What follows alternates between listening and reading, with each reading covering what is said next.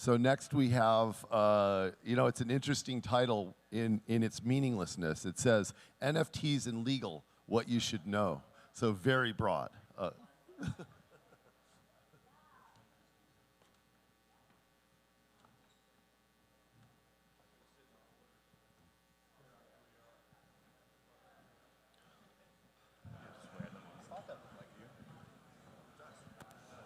So this is Jesse Halfon, Andrew Bull, and Jonathan Dunsmoor. Jesse, why don't you go ahead and introduce yourself? Hey, good morning, everybody. My name is Jesse Halfon. I'm an attorney, NFT legal space. I deal with intellectual property, transactional work, just basic contracts of any sort, entity formation. If you have any securities questions, I'm going to refer you to these guys or someone else real fast. So I'll pass it along to them, but yeah, looking forward to a fun topic here. Hey, can everyone hear? If there's a problem hearing, just raise your hand, and I think everyone who is talking in the back should go outside. Yeah, Thanks. I got up at 8 a.m. after drinking for 3 days, so I want to be heard. They're all trying to get free legal advice in the back, so Yeah. That's right. I don't blame you. Go, Andrew. Yeah, I'm Andrew Bull. I run Bull Blockchain Law, obviously a law firm that's completely focused on the industry. I also teach a blockchain and cryptocurrency law course down at Drexel University's law school. But yeah, anything crypto, blockchain related, legal. That's it. Yeah, so Jonathan Dunsmoor, Dunsmoor Law. We've been in this space since late 2016 trying to keep you degens out of trouble. That generally starts from a securities law side, but also kind of bleeds into CFTC, FinCEN, all those other kind of fun things. And now with NFTs, boy, have we jumped right into the IP cluster that these guys tried to explain earlier. It is a nightmare, and it is a fun nightmare, but that's what makes this job way more exciting than a normal lawyer should have. And that's why we're up here. Yeah, so we talked about IP. Maybe we should start with securities. I mean, that's the next big problem, right? The thrilling excitement that is securities. Yeah, we can do it. We can tell you what not to do. None of this is legal advice. Do not go do it, or else we'll come after you, and you don't want lawyers as enemies. NFTs are not securities, right? Yeah, you're fine. All yeah. of it. He said with sarcasm. So NFTs and securities are a real big problem, right? It becomes an issue of, do you have royalty rights, and what do those royalty rights mean?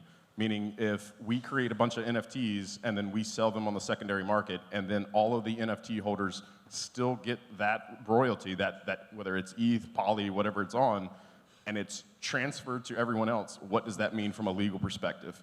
The default answer is that is a dividend, and therefore a security. There's a very unique exception to that I'm not going to get into, because then everybody will say, oh, that guy on the stage said it was cool. But if you want to have a royalty, you need to actually, unfortunately, talk to a lawyer, because this is how the system is set up. I wish it was not that way. I think we will eventually have open sources that we will be able to proudly say this is the way to go forward. But right now, unfortunately, this is not that time. It's just like an ICO. Don't do a fucking ICO. Yeah, exactly. I mean, just the lack of precedent that Jonathan's highlighting as well in that context. And I also take it a step further and talk about liquidity pools, right? Like if you issue NFTs and then you say, hey, you're going to be entitled to some profitability that's not necessarily a direct royalty right, but could theoretically be fostered by liquidity that's provided by the company that actually issued the NFTs on, say, Uniswap or some decentralized exchange, that's also extremely problematic and could theoretically be categorized as a security. And the SEC is really looking for intent from the issuer. So also the expectation that the individual who's acquiring the NFT, they're trying to marry those two concepts together. And if they're connected, you're most likely in securities territory. And so a lot of projects that we run, I mean, there's offshore formation strategies that Stuart brought up a really good point on the earlier panel about jurisdiction. I mean, that's a massive consideration for sure for all projects. And then also verifying identities too. I mean, that's not necessarily specific to securities, but very much plays a role in the context of somebody who's issuing a security. Because you do have these KYC check requirements. You also have to make sure that you're verifying the information of the prospective purchasers. And so there's kind of this slew of compliance that gets triggered. And so it's not one of those situations where, hey, it's either a security or it's not. It's more of a case-by-case analysis, and then you get into this, oh, well, you should have done this, this, and this, and the SEC is just going to evaluate you from a very specific perspective. Granted, they're only going to evaluate probably 5% of the projects in the space, so take that for what it's worth. And that's not legal advice. Yeah, again, like I said, I'm not a securities lawyer, but I'm conversant in it based on my exposure to the space, but the themes are the same, which is not only is there no case law or direction, right? We got Loomis Gillibrand, which even if we're lucky and it passes, isn't coming for another 12, 18 months, and even then, that's not going to get what people want. A lot of the people that are into music NFTs, they want the dividends. They're not even going to get the carve out further. What's the alternative asset name that they're putting on this? Whatever carve out they make isn't going to solve everything. And so not only are there no legal precedent, there's not really any social norms based on how people practice or how they enforce. And even if you can enforce, if there's no one on the other end, because there's never a deep pocket, even if you do have a securities violation, if the wallet is somewhere tornado cashed into Uzbekistan, like good luck getting it. So everything that I do, whether it's securities or other, is really, it's problem solving. You're not finding it in a law book. Like when I have to do a contract with an anonymous party, there's no case law on how to enforce against an anonymous party. I got to go back to little problem solving 101, and then maybe I throw in a little bit of L1 or L2 law school stuff I learned, but it's a lot of common sense. It's a lot of risk profiling. Are you risk averse? What are you not? What are you comfortable with? The amount of conversations I get that start with, I sent so-and-so 30 ETH, but I don't know who it is, and I don't know where they are. I'm like, that's a great start to a conversation with an attorney. Like, okay. Don't do that. Yeah. So, that is legal advice. But if for the attorneys in the space, we have to adjust to that level of, that's how people practice. People have made hundreds of thousands of dollars because they're going based on trust, because they're moving, the velocity of this space is so fast, they're not going to wait 7 days for a memo from me to start a contract. I'll tell you, because I've told them not to do something, and then 2 days later they said, I did it, now what? So I did it and it didn't work. It's an adjustment for all of us. Yeah. So yeah, I'll kick it back to you. Right, but he's also highlighting this larger context too, is that there's not just the regulatory risk, right? There's also the risk in the company itself, and a lot of times we see issues arise. I'll give you an example, and it also relates back to what the panel before was saying about lack of precedent, but also settlements. We've had this federal court case going on now that I've been in for 2.5 years, and we were hoping that there was going to be some federal precedent that came out of it, and it looks like it's going to settle. And so that's a perfect example of just this kind of perpetuation of lack of continued settlement that is really not going to set much precedent that we can rely on in that context. But also extrapolating that concept and saying, hey, it's not just regulatory risk. Your risk is a lot of times coming from the user base, right? Like people who are going to be disgruntled and are people who are going to potentially file lawsuits. Jonathan, I'll kick it to you. Yeah, the other thing who's going to be really disgruntled and pissed off is the IRS. And I don't handle the IRS. I don't know if these guys do those types of cases. But one of the things that I am seeing now that we are, I guess, officially in winter is if you have an NFT project and you do owe the tax man and you had those bags in ETH, those bags in ETH aren't worth what they once were. And so you still owe that tax balance, and the tax man will come a-collecting. Al Capone was taken down by the IRS and not the DOJ. So that is one thing I do want to stress, and that was my tangent for that. But yes, the importance of trying to hammer down what you're doing and then who your ultimate third party, whether it's a client or customer that you're selling your NFT to, and what contractual obligations you're trying to tie to that NFT is absolutely fundamental to your business. And don't forget that this is a business, right? If you're still doing, cool PFP projects and all that kind of jazz, that's all good and great, but you're still running a business. The IRS is still going to come after you.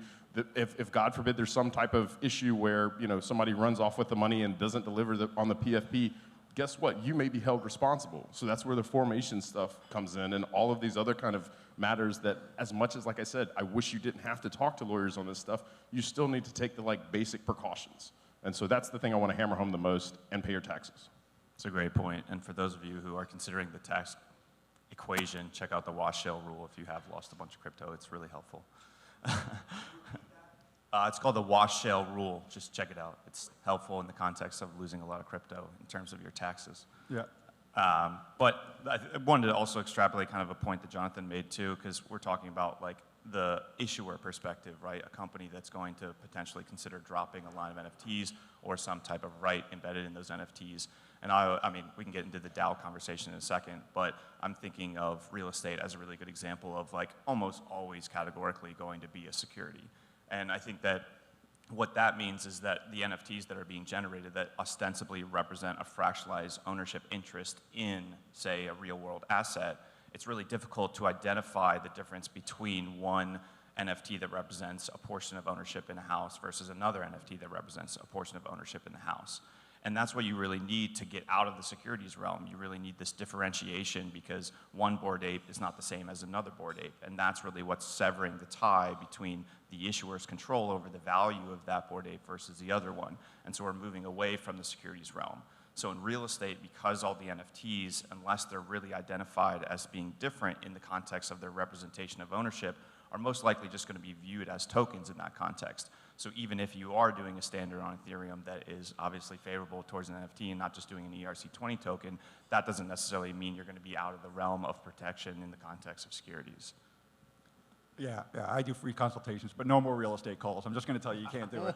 But yeah, the real issue that we saw, I think, the trend that we saw is last year, everybody was talking about these esoteric kind of philosophical issues about, Creative Commons, open source, licensing. What do you do? What are your licensing rights for X, Y, and Z and the DMCA? And a lot of that kind of faded. If you're not Bored Apes or Artifact, like no offense to the last panel, no one gives a crap about your license. Like you're not gonna sell 400,000 backpacks of Iguana Illuminati NFT. Like most of those have kind of like faded. It's nice to have a license in place, but like there's not a lot of disputes. Most people don't even enforce blatant ripoffs in this space, right? That's part of the balancing act. But it's really like a lot of this stuff is like a socio-technical problem that unfortunately we still didn't solve in this last cycle. So as now that we're going into these, my favorite definition of early adopters is people that will pay a premium for stuff that doesn't even really work very well. And I think that's where we're at now. Like a lot of these utilities that people want to do, you're probably all here with chain pass or token proof. A lot of people want to deliver utility, and now you really are into a consumer market where people could say, okay, I bought this NFT, I wanted to get into this party, I saw people getting turned around, it has a $500 value. That's a potential problem for you, not just legally, but of course on your PR side, and you want those things to work well. If you have a Discord, forget about legal. You better understand, what are the ways to secure that so you don't get hacked, because if someone loses an NFT, same thing, you have a problem on your hands. And so I think really a lot of this stuff is, unfortunately, on the dev side, you guys are going to have to build something, like I said, with people building someone, please build me like an escrow account. It can't be more than a crypto escrow for these people that want it while they're doing a contract.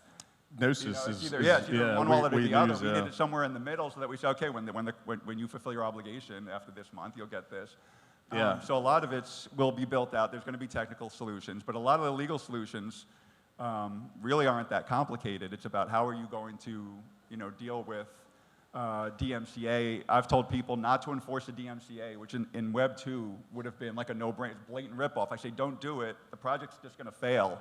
And they're just looking for basically a backlash, and some PR. Just let them die out, and if it's a problem, it's a problem. You don't want the Streisand effect to basically, you don't want people to be like, oh, you're enforcing all your IP. This is oppressive Web 2, and that's the kind of stuff where us lawyers are in a really tough spot. We just have to tell you, here's option A, here's option B. You tell me, and then I'm going to tell you in an email that was your decision. Good luck. Yeah, exactly. And I mean, that brings up a larger context too as well from a protection of liability perspective, right?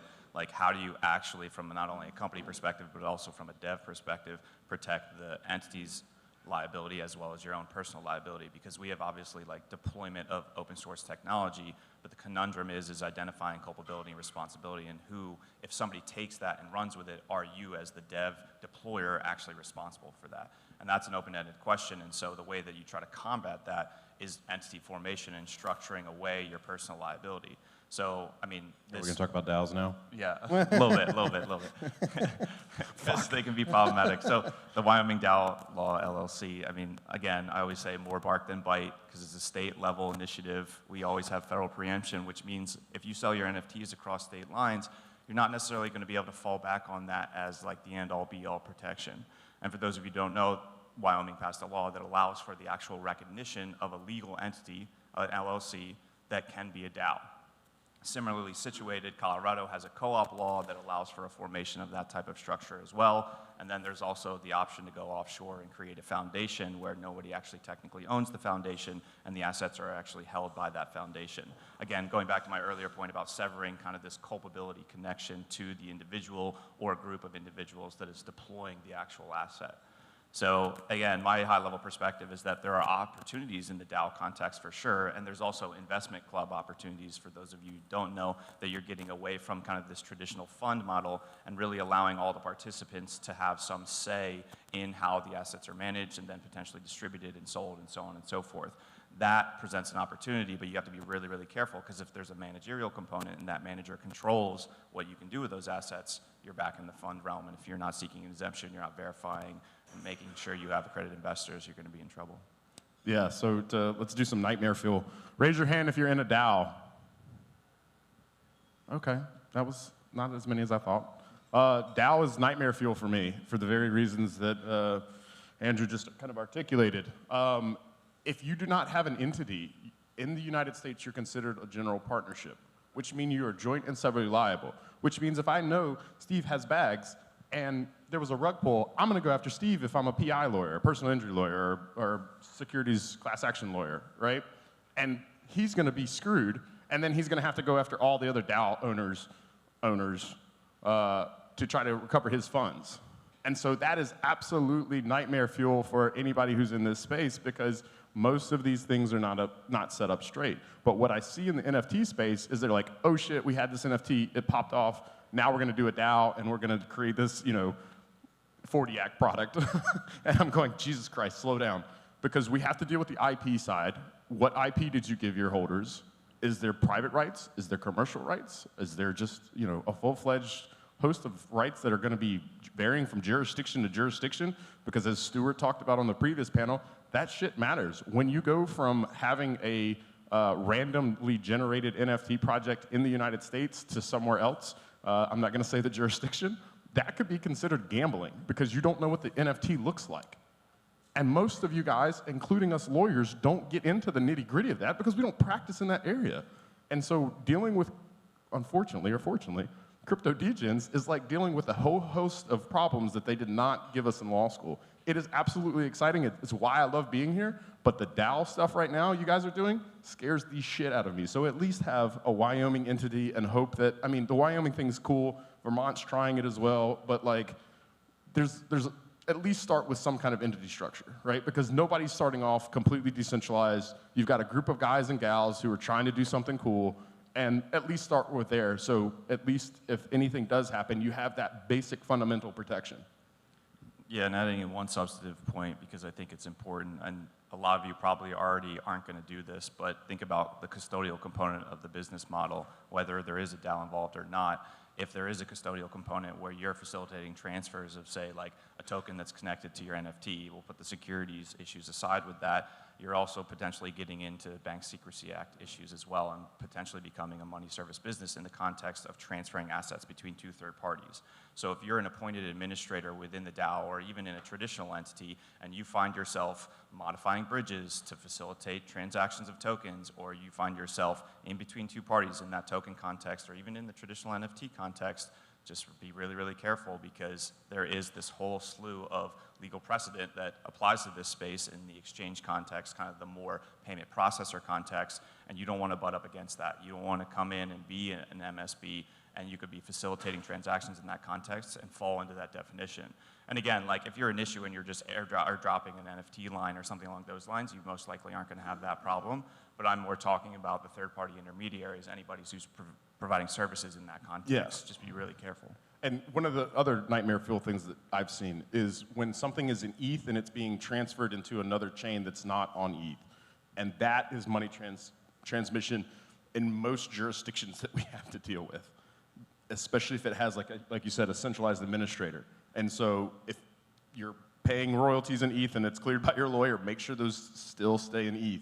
Because as soon as you switch it over to any other currency, crypto or not, or fiat, things get weird. And the money transmission laws are federal laws, or they're state by state? Both. They're a nightmare of, you have FinCEN, who you have to deal with, right? That's under the Department of Treasury. And FinCEN, God bless them, they do a lot of good work. They do a lot of not so good work, especially in this industry. And it's something that we have to maintain on the federal level, but then you have to go play Pokemon and collect all of these MSB licenses from 53 jurisdictions in the United States. 53 is technically all of them, and it's miserable. Yeah, and adding in that this state specifically, good luck. Yeah. I mean, there's an additional license called a bid license that you need that actually supplants the MTL requirement, but I mean, look don't how see many any people have DFS gotten it people to here. date. Just one other note on the DAO thing. I mean, for the crypto purists, even these Wyoming, most of the lawyers here are like, it's cute, the Wyoming DAO. It might help you on the limited liability side, which is huge. But don't think you're getting decentralized. There's still a lot of things you have. Obviously someone's signing the papers, right? You can't just sign, Punk 34167 on your DAO form. And so you still probably have a multi-sig. Everybody just wants to be decentralized. Basically, I don't want to deal with it. I just want the community to deal with it. And these DAO laws aren't going to solve that. We're really putting like a round, peg into a square hole kind of thing. So don't expect it to be, this utopian thing once you file in Wyoming. You're still going to have filing requirements. Like I said, you still probably have a multi-sig of 7 people in charge. And so you're still really far away from like, the Ethereum dream. And I don't think there's any solution. I haven't seen nationally or internationally that really solves the DAO entity problem. And I don't know that there will be one on the horizon. So it's really a lowercase d. If you're really big on decentralization, just filing this DAO LLC isn't gonna automatically convert you into this crypto utopian thing where you're now just on a direct democracy and you're gonna vote on everything. Well, there's a lot of stuff happening offshore, and I think you should be a little more hopeful about it hasn't been that long. Never. It takes a while for the law to catch up, but Marshall Islands is doing a lot in this space. Yeah, for sure. And to kind of jump on that point, I mean, there's been this structure that we've been implementing for years now where you have an issuer entity that is offshore, but what is also super important in that context is where your founders all reside, because if all of them are in the United States, you're what's called a controlled foreign corporation because you have 50% ownership of an offshore entity held within U.S. residents' hands. Now that means that because of the 2018 GILTI tax that you're not allowed to actually hold assets in that company without realizing some tax liability. You used to be able to say like, oh, I can just keep my funds in an offshore account. I'm not going to have tax liability until I bring them back into the States. That no longer exists if you're a controlled foreign corporation. So this is a really good example of people getting strategic around who their founders are, where they reside, people moving. But if you consider foreign jurisdictions as well, they have typically lesser requirements in this context. And as a result, founders will either relocate or potentially have a majority ownership held by, say, an investor fund that is based in Singapore or something along those lines. And again, like getting back to this larger notion of there's a lot of different paths that you can take in terms of offshore formation and jurisdiction context. And again, it's going to be a case-by-case analysis with your company. But at the same time, like there is a very real path that is being utilized. Now, granted, whether the SEC or FinCEN or anybody is going to come in and say, hey, stamp of approval, or hey, no, this is wrong, that's yet to be determined. But we know that obviously a large amount of players, big players in the space, are utilizing this structure. So Hey, IRS investigations are criminal, aren't they? they are, and having represented people in one of those before, it's an absolute nightmare. So just don't get to that point.